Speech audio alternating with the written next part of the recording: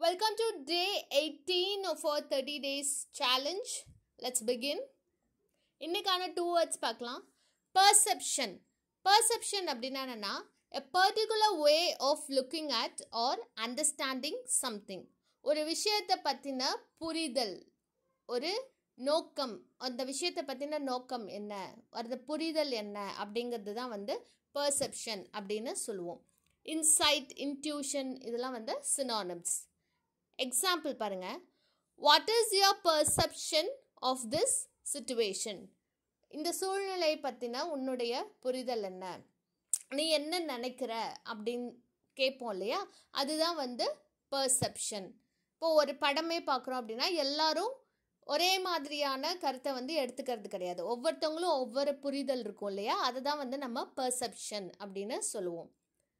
Next word பாருங்க, credibility. Credibility அப்படின்னா என்னன்னா the quality that somebody has that makes people believe or trust him or her.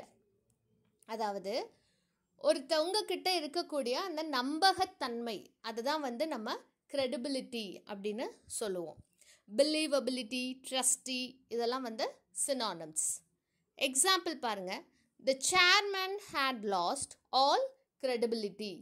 அந்த chairman அவருடைய நம்பகத்தன்மையெல்லாம் இழந்துட்டாரு அப்படிங்கிறது தான் இதனுடைய அர்த்தம். இன்னைக்கான 2 வேர்ட்ஸ் தான். நாளைக்கு வேற 2 நியூ வேர்ட்ஸ் பார்க்கலாம்.